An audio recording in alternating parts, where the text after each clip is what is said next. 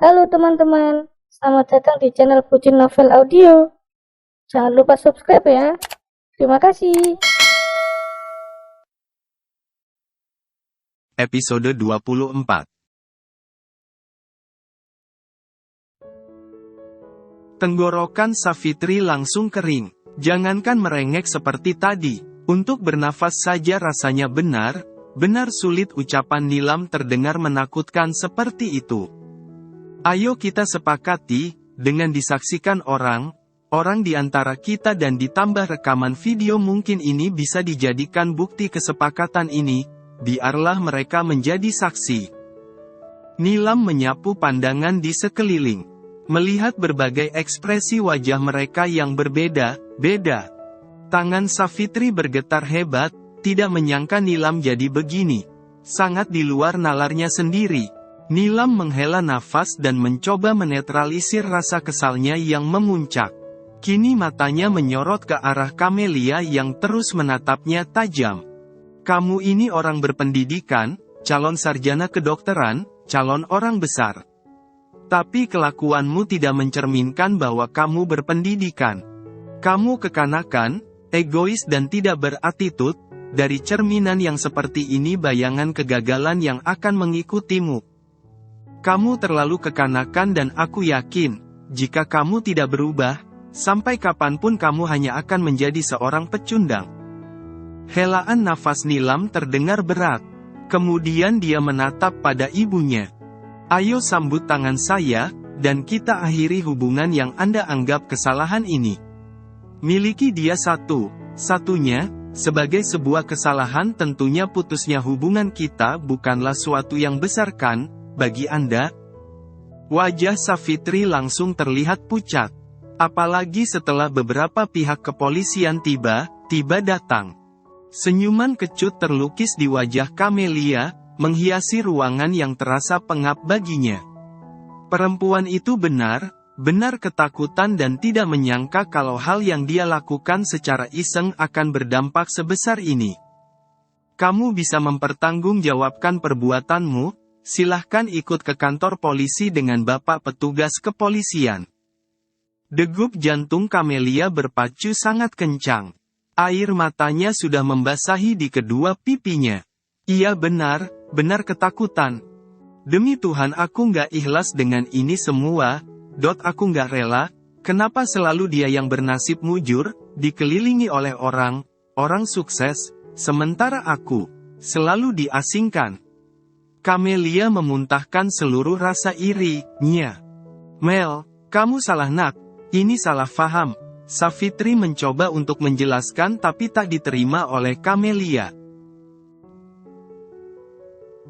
Nilam menitihkan air mata. Ada genangan luka di kedua matanya. Alvaro tahu itu, meski Nilam selalu berusaha untuk menutupinya. Bahkan seolah tak ingin orang lain mengetahui isi hatinya kini yang cukup nelangsa. Genggaman tangan Alvaro kembali menyuntikkan semangat untuk Nilam. Nilam menyukainya, dan mencintai pria yang menjadi suaminya. Tiap kali pria ini berjanji untuk membuatnya bahagia. Udah cukup sayang, serahkan pada yang lebih berwenang. Ucapan sederhana Alvaro kembali membuat hati Nilam membaik. Ada cinta yang dipersembahkan di setiap ucapannya. Tangis Savitri hari itu, sungguh sangat berbeda dengan tangisnya kali ini. Melihat Nilam sekarat saat keguguran saja tak seperti ini tangisnya. Tapi melihat Kamelia yang dibawa ke kantor polisi, tangisan wanita itu pecah. Savitri bahkan meraung seperti anak balita. Entah mengapa ada ibu yang begitu membedakan kasih sayang untuk kedua anaknya. Alvaro tidak tahan melihat semua itu. Dia berinisiatif untuk membawa istrinya pergi dari sana. Tentu semua sependapat. Ingrid langsung meminta pihak kepolisian untuk segera mengamankan keduanya. Tidak hanya Kamelia saja melainkan Savitri pun dibawa serta. Jangan cemas, ucap Nilam ketika Alvaro membawanya ke dalam kamar mereka di rumah ini. Kamu layak ku cemaskan yang, kamu lagi begini. Alvaro tidak bisa melanjutkan katanya. Alvaro sangat mencintai istrinya. Nilam benar-benar terharu, merasa istimewa dan diistimewakan oleh pria ini. Benar kata orang, kebahagiaan sebuah keluarga tak melulu didasarkan karena uang.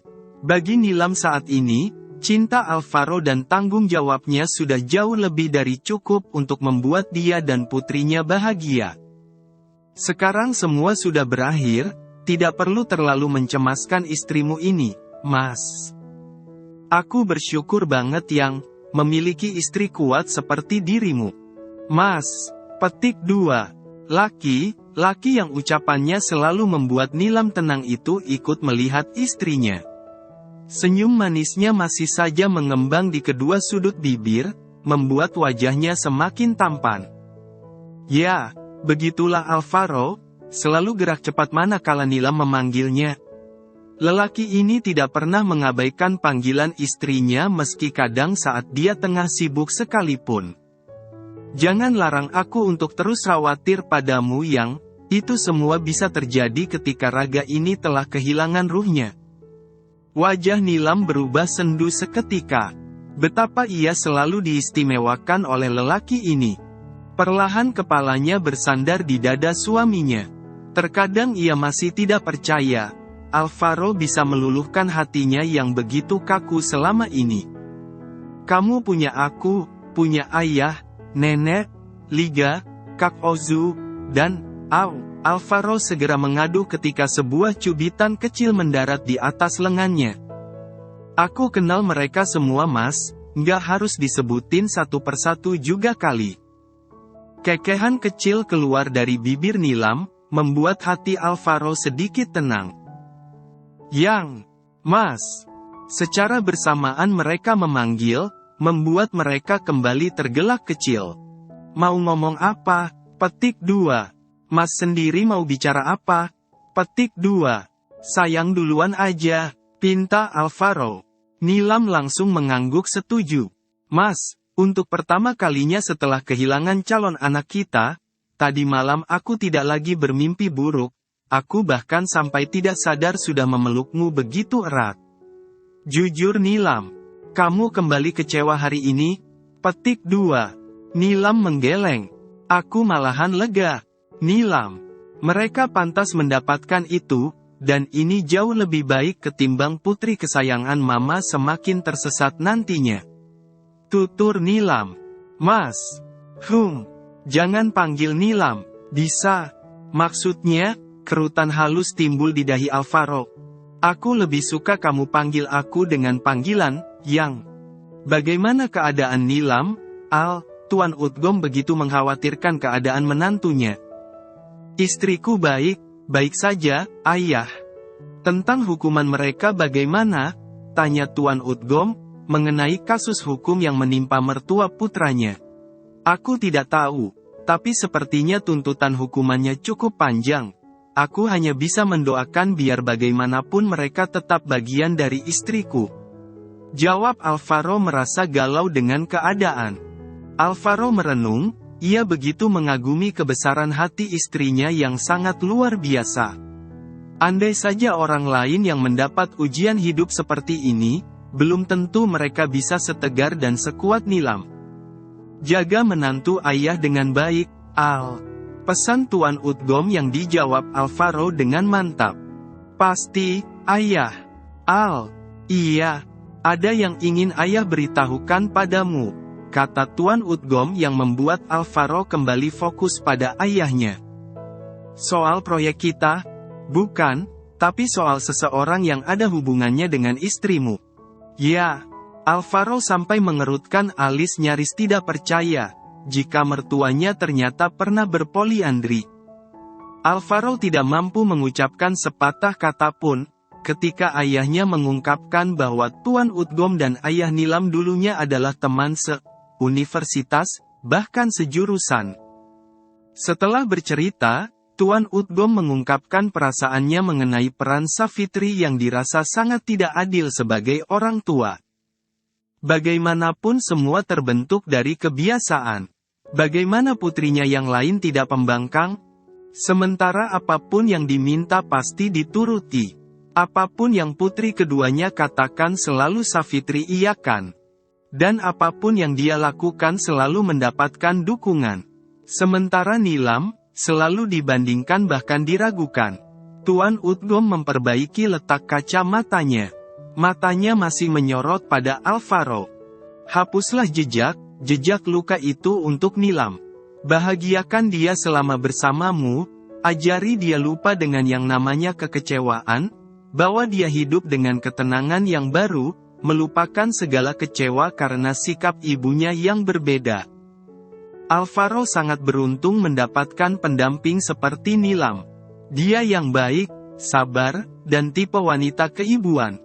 Ayah jangan khawatir, pesan ayah akan selamanya kuingat. Semoga kamu tetap pada keyakinanmu itu, karena bisa jadi, lebih berat mempertahankan keyakinan dibanding menjalaninya. Terima kasih nasihatnya, ayah. Alvaro menggaruk kepalanya yang tidak gatal. Apa tidak percaya dengan takdir? Mengapa sampai poliandri? Alvaro menekan suaranya hampir seperti desis San untuk mengkritik ibu mertuanya sendiri. Tak berapa lama Nilam terlihat menuruni tangga. Nilam keluar dari kamarnya hanya dengan memakai celana jeans dan baju rajut agak longgar bermotif hati merah dan pink. Alvaro dan Tuan Utgom langsung menyambutnya dengan senyum dan Nilam gugup. Nilam terlihat seperti bocah abek, sama sekali tidak mencerminkan usianya yang sudah kepala tiga. Nilam masih terlihat fresh dan energik. Nilam pasrah ketika dari yang dia lihat, suaminya terus menatapnya intens, tanpa melunturkan senyumnya. Alvaro memang sedang mengoreksi penampilan istrinya yang selalu menawan. Aku akan mengajak Nilam keluar sebentar, tidak akan sampai malam. Alvaro bicara pada ayahnya, menunjukkan sopan santunnya yang tetap terjaga dan sangat menghormati Tuan Utgom. Nilam ikut menoleh pada suaminya. Alvaro pria yang baik dan akan menghargainya, tidak akan menghinanya terlepas apapun alasan pria itu sudi menikahinya kala itu. Sekarang Nilam tidak memiliki siapa untuk dipercaya, bahkan ibunya saja tega membohonginya. Setelah pamit pada ayahnya, Alvaro juga menggandeng tangan Nilam ketika berjalan membawanya ke mobil. Nilam tidak berani berkomentar kecuali hanya membiarkan Alvaro membawanya kemanapun. Kita akan ke kantor polisi, terang Alvaro. Jujur Nilam terkejut dan langsung berpaling kepada yang kali ini mengajaknya bicara. Kita harus tetap melihatnya. Bagaimanapun mereka selamanya akan ada hubungan darah denganmu. Alvaro tiba meraih tangan Nilam, memperhatikan jemarinya sejenak kemudian mencium jemari tangannya. Nilam tidak pernah menyangka dirinya akan diperlakukan seperti ini oleh pria yang lebih muda darinya, sosok pria tampan rupawan yang kini jadi suaminya. Alvaro sudah kembali memegang kemudi. Mobil mulai berjalan meninggalkan rumah Tuan Utgom. Di tengah perjalanan, tiba ponsel Nilam yang diletakkan di atas dashboard menyala dan Nilam langsung memperhatikan siapa yang menghubunginya. Kenapa tidak diangkat? Tanya Alvaro karena sudah 2 kali panggilan masuk dan diabaikan. Dia bertanya tenang, dan tetap fokus mengemudi. Ponsel tersebut kembali berdering dan Alvaro baru memperhatikan nomor kontak yang tertera pada layar. Angkat, Yang. Nilam mencoba menetralkan debar dadanya dari segala amarah, mencoba menuruti titah suaminya. Dengan putri dari Ibu Savitri, ini info dari kantor polisi. Ibu Anda dibawa ke klinik kesehatan sebab ditemukan pingsan di dekat toilet. Nilam mencoba menetralkan debar dadanya dari segala amarah, mencoba menuruti titah suaminya. Dengan putri dari Ibu Savitri, ini kabar dari kantor polisi. Ibu Anda dibawa ke klinik kesehatan sebab ditemukan pingsan di dekat toilet. Nilam melirik pada suaminya yang juga ikut menatap padanya. Nilam mengakhiri sambungan telepon, matanya melirik suaminya sejenak, sebelum senyum simpul terbit di bibirnya yang begitu indah. Kenapa Yang? Nilam menggeleng. Tidak ada apa-apa. Mas, sepertinya lain kali saja kita ke kantor polisi. Entah mengapa aku jadi kepingin banget makan asinan mangga. Nilam tampak memelas ketika mengatakan keinginannya.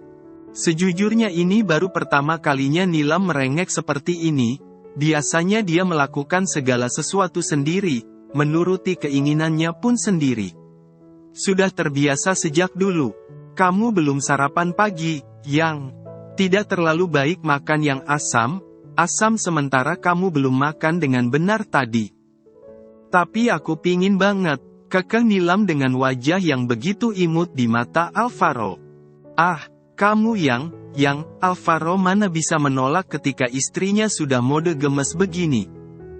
Mungkin beginilah sikap laki jika sudah terlanjur sayang pada pasangannya, seolah wanitanya mampu menutup mata si pria dalam hal apapun. Asal bukan cinta butakan ya, dan Alvaro bukan tipe pria seperti itu pastinya, cintanya masih masuk akal. Wanita yang duduk di samping kemudi itu sampai harus menoleh menunggu persetujuannya dan pria itu mengangguk pelan, sebagai isyarat bahwa apapun yang diminta sang istri akan dituruti. Padahal apapun bisa Nilam minta jika dia mau memanfaatkan kemurahan hati suaminya. Tapi, Nilam lebih memilih meminta hal sederhana dan terkesan sepele untuk dituruti. Setelah itu akhirnya Alvaro memulai pencariannya menuruti keinginan istrinya untuk mencari penjual asinan mangga. Agak sulit, bukan karena tidak ada yang jual, barangkali karena hari yang masih cukup pagi. Hampir 1 jam menelusuri jalan raya, Alvaro akhirnya menemukan satu lapak di pinggir jalan yang menjual aneka asinan. Binar bahagia terpancar di wajah wanita yang menjabat sebagai istri Alvaro. Ini bukan hanya alasan belaka dia ingin menikmati asinan mangga. Tapi, benar menginginkannya. Pak, asinan mangga 1 porsi. Alvaro yang turun untuk membelikan istrinya. Bapak si penjual segera menyiapkan pesanan Alvaro. Mangga. Berapa, Pak? 15.000, Mas. Alvaro merogoh kantongnya dan mengeluarkan 1 lembar uang berwarna merah kemudian memberikannya kepada bapak penjual asinan. Kembaliannya untuk bapak saja. Wah, Masya Allah, terima kasih Mas. Ucap si bapak penjual asinan dengan binar syukur yang kentara. Pagi dapat rejeki, begitu pikirnya. Alvaro tersenyum kecil dan segera kembali ke mobilnya. Ini, yang diberikannya asinan itu pada sang istri yang terlihat anteng menunggu. Makasih, Mas. Sama, yang. Jadi kita lanjut kemana ini? Tangan Alvaro merapikan anak rambut istrinya dengan lembut. Bagaimana kalau kita pulang saja? Aku ingin istirahat di rumah saja Mas. Sama sekali tidak ada rasa curiga Alvaro pada Nilam. Alvaro pikir ini semua murni keinginan Nilam tanpa sebuah alasan tertentu. Rasanya percuma Nilam menemui ibunya, karena toh rasa cinta dan sayang wanita itu tak pernah ada untuknya. Percuma Nilam datang, jika pada akhirnya harus terus sakit hati, toh selama ini kehadirannya hanya dianggap sebagai kesalahan oleh sang ibu. Baiknya memang Nilam tak usah peduli, setidaknya agar Nilam bisa lebih dihargai. Bukan bermaksud durhaka, namun, memang Nilam tidak mau memendam rasa perih itu lagi. Keluarga yang dianggap sebagai malaikat di dunia, seolah hanya menganggapnya sebelah mata. Nilam tak pernah dianggap penting. Kini, dia akan berusaha menulikan telinga dari berita rekayasa yang dibuat ibunya. Bukankah tak ada asap bila tak ada api? Biarkan ibunya sadar. Lama ngelunjak kalau nggak dikasih pelajaran seperti ini. Memang enak diabaikan? Mungkin, memang sebaiknya Nilam tidak terlalu peduli, terlalu sesak jika harus menelan berbagai kebohongan yang terus dicekokkan oleh Savitri. Hidupnya jauh lebih berwarna sejak kehadiran Alvaro. Hadirnya membuat hari Nilam lebih indah dari biasanya, Nilam menjadi lebih bebas dan damai. Mas, Untuk malam ini saja, bisakah kamu memperlakukanku seperti seorang istri? Aku ingin dipeluk sepanjang malam. Bisa? Tanya Nilam tiba pada Alvaro. Alvaro tampak melongo, pinta Nilam untuk nanti malam, tapi demi apapun ini masih pagi, tapi sialnya karena perkataan sang istri barusan membuat Alvaro tidak sabar menunggu malam tiba. Mungkin Nilam tidak akan datang. Savitri menatap sinis adiknya. Bukannya membantu membujuk Nilam agar mau datang ke rumah sakit. Reni malah bicara yang membuat Savitri berang bukan main. Ren, aku ini sedang sakit. Kamu malah ngomong yang tidak. Protes Savitri. Nilam sudah kebal, kakak sudah terlalu sering membohonginya. Diam, kamu Ren, bentak Savitri galak. Bu, Anda tidak boleh terlalu banyak bergerak. Lengan kiri Anda bisa kembali geser nanti. Dok, apa tidak bisa saya dipindahkan ke ruang yang ada kelasnya? Ini sangat tidak nyaman. Bisa, Bu, tapi harus ada penanggung jawabnya. Terang dokter yang memeriksa Savitri. Savitri cemberut, karena sudah berjam tidak ada tanda Nilam datang, sekarang malah nomor teleponnya tidak aktif. Sementara dia merasa tidak hanya tangannya saja yang hampir patah, seluruh badannya terasa sakit, dan sempat mengalami tekanan darah tinggi tadi. Dia benar butuh dirawat dengan baik, dia tidak mau sampai stroke. Wajah Alvaro tampak kebingungan, sayu matanya terlihat cukup kentara. Yang vitaminnya sudah diminum, kan? Tanya pria tampan itu dengan cekatan memeriksa botol vitamin yang berada di meja yang terletak di samping tempat tidur. Beberapa saat tadi, Nilam tiba ambruk ketika sedang menyiapkan pakaian kantor untuk sang suami. Harusnya Alvaro ada meeting setelah jam makan siang. Tapi, seketika dibatalkan karena keadaan Nilam yang kembali drop. Sudah, kok, Mas? Jawab Nilam lirih, nyaris tak terdengar. Suaranya seolah tercekat di tenggorokan, berusaha agar bisa sedikit lebih keras namun tetap saja tak bisa. Badannya terlalu lemas seolah tak ada daya, lemas tak terhingga, kepala terasa berat, pusing tak terkendali.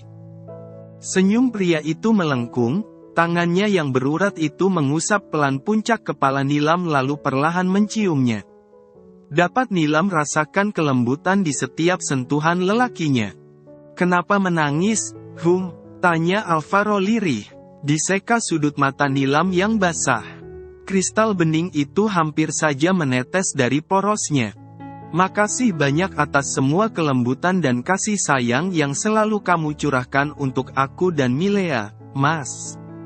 Ucapan itu tulus dari hati yang sudah sejak lama ingin Nilam sampaikan pada sang suami. Air mata itu tak terbendung lagi. Nilam biarkan menetes begitu saja. Alvaro gegas menyekanya. Dia tahu, ada luka yang terlalu perih di dalam hati istrinya. Tapi, Alvaro paham sekali jika mungkin Nilam belum bisa sepenuhnya terbuka terhadap hal kritis dalam hidup wanita itu. Bersama Alvaro luka hati Nilam semakin membaik dan hampir sembuh. Alvaro bisa membuat Nilam meyakinkan dirinya agar terus berlari, padahal sebelumnya hampir saja pasrah dan berhenti. Terlalu sakit yang Nilam rasakan, membuatnya ingin berhenti bermimpi, karena takut kecewa lagi. Dia juga pasrah dan tidak ingin berharap terlalu tinggi. Belajar menerima takdir yang digariskan untuknya, sendiri berdiri membesarkan putrinya hingga akhir. Sekarang kamu duduk dulu, Yang. Biar aku suapin, ya, sedikit saja tak apa yang penting ada makanan masuk ke perutmu. Laki yang dulu diragukan cintanya. Laki yang dianggap terlalu muda untuk mendampingi janda beranak satu. Laki yang dulu diterima lamarannya setengah hati, nyatanya dia justru mampu membuat seorang Nilam begitu terpesona akan kelembutannya. Kini semakin hari, cinta Nilam semakin besar pada pemuda itu. Alvaro mencium pipi istrinya yang kembali basah oleh air mata. Meskipun Nilam berusaha terlihat baik saja, namun, Alvaro tahu ada luka di hatinya yang tak bisa dia jelaskan hanya sekedar lewat kata sekalipun. Tidak perlu mencari informasi, sebab 1 jam setelah mereka pulang dari mencari asinan mangga, orang yang ditugaskan Tuan Utgom untuk mengawasi Savitri dan Camelia sudah mengatakan segalanya. Termasuk tentang Savitri yang masih tetap menunggu kedatangan Nilam. Yang dilakukan Alvaro adalah membiarkan. Saat ini mungkin memang lebih baik jika istrinya tak lagi terlalu banyak membantu keluarga itu. Sudah cukup luka yang Nilam dapatkan. Bukan tidak mungkin jika orang itu kembali menyakitinya, memang bukan secara fisik, tapi serangan batin itu lebih menyakitkan untuk Nilam. Nilam memang pandai menyembunyikan gelisah dan kecewa yang mendera di hatinya. Alvaro, kupandangi wajah istriku yang sedang terlelap di atas pembaringan. Mengingatkan di saat pertemuan pertamaku dengannya, wanita kuat yang begitu tangguh. Tak pernah kubayangkan jika sebenarnya dia sosok yang begitu lembut sekaligus rapuh. Oh, istriku yang malang. Aku sangat paham, sulit berseteru dengan keluarga, terlebih ibu kandung. Segalanya tampak salah, karena bagaimanapun bakti anak padanya. Pandangan mataku teralihkan pada barang pribadi Nilam yang tampak berkedip. Istriku tak terganggu dengan hal itu, wajahnya tampak pucat dan lelah. Tak bisa kutahan tangan ini untuk meraih benda pipi itu, pesan beruntun di layar itu membuatku penasaran. Pesan itu akhirnya kubaca, nggak tega rasanya mengetahui istriku selama ini salahkan seperti ini, menurutku agak berlebihan ibunya menuntut bakti putrinya. Kembali kupandang wajah istriku, kasihan dia ditekan seperti ini, terlalu berlebihan sikap ibunya. Permintaannya aneh, permintaannya terkesan sangat berlebihan. Sebisa mungkin kutahan gemuruh di dada. Mencoba tenang meskipun hati ini rasanya nyaris meledak. Sebab emosiku yang memuncak. Selama ini ternyata istriku diperas, dia terluka tapi selalu ingin terlihat baik. Baik saja, setiap kali kutanya selalu tersenyum lalu tertawa. Sengaja menyembunyikan semua luka itu dalam dadanya. Sendiri. Selama ini, ku kembalikan benda pipi itu pada tempatnya. Kini ku tahu Nilam memang pandai menyembunyikan segala sesuatu. Terlebih kesakitan hatinya yang tertekan dan dituntut. Mulai sekarang kamu gak perlu lagi menghindari mereka, Yang. Setelah ini akulah yang akan menjauhkanmu dari jangkauan mereka. Lirihku. Bersambung dulu ya teman-teman.